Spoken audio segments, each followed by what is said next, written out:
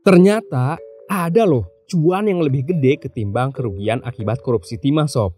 Yaitu cuan selama mudik lebaran tahun ini. Jumlahnya diperkirakan nyampe 276 triliun rupiah sob. Bahkan diprediksi bisa lebih. Kok bisa ya? Yaudah, yuk kita bahas pakai data.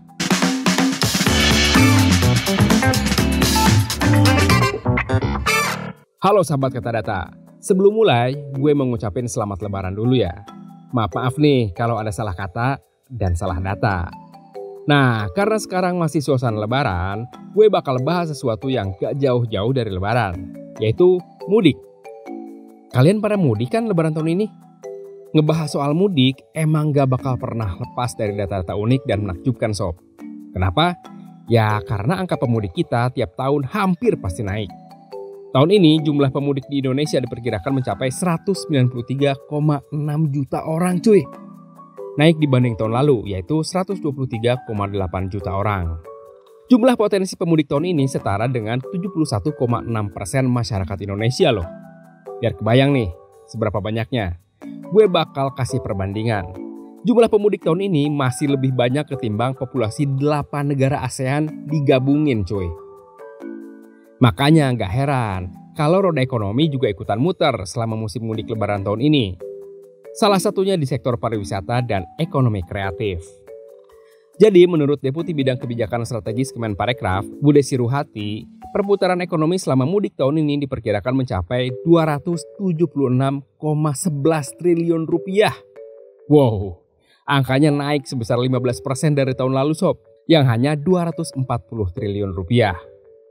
Bahkan menurut Kemenko Perekonomian, proyeksinya bisa sampai 386 triliun rupiah sob.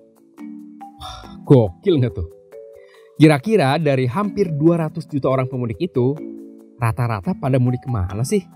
Nah, ini ada jawaban sob. Menurut data dari Korlantas Polri, tujuan yang paling banyak didatangi pemudik yaitu Jawa Tengah dengan perkiraan 61,6 juta orang.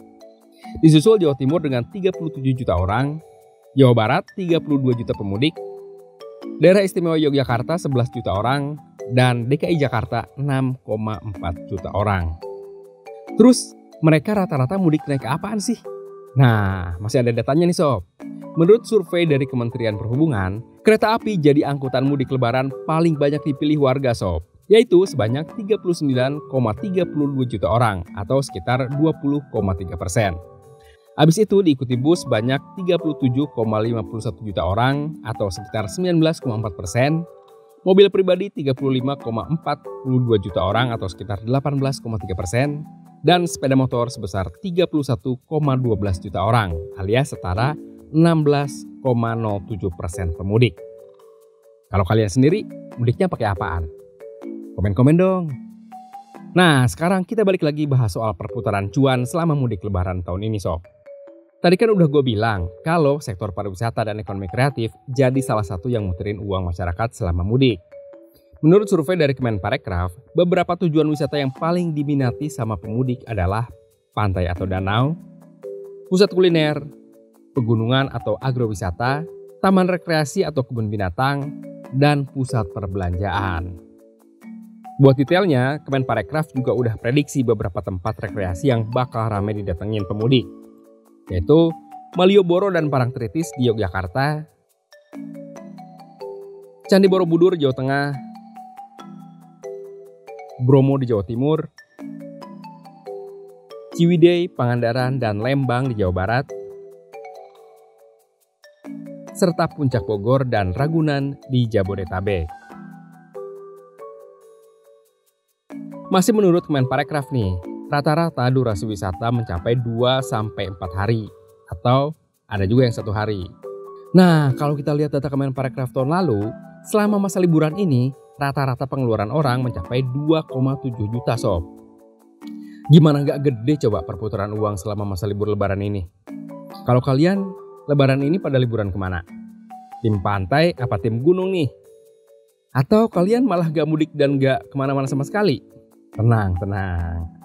Kalian berarti salah satu dari sekitar 30% populasi negara kita yang gak mudik, alias sekitar 80 juta orang penduduk lah.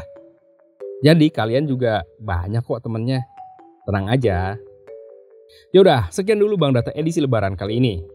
Buat yang mudik, hati-hati di jalan ya pas arus balik. Semoga selamat sampai tujuan. Sekali lagi, mohon maaf lahir dan batin ya. Sampai jumpa di Bang Data episode selanjutnya. Bye.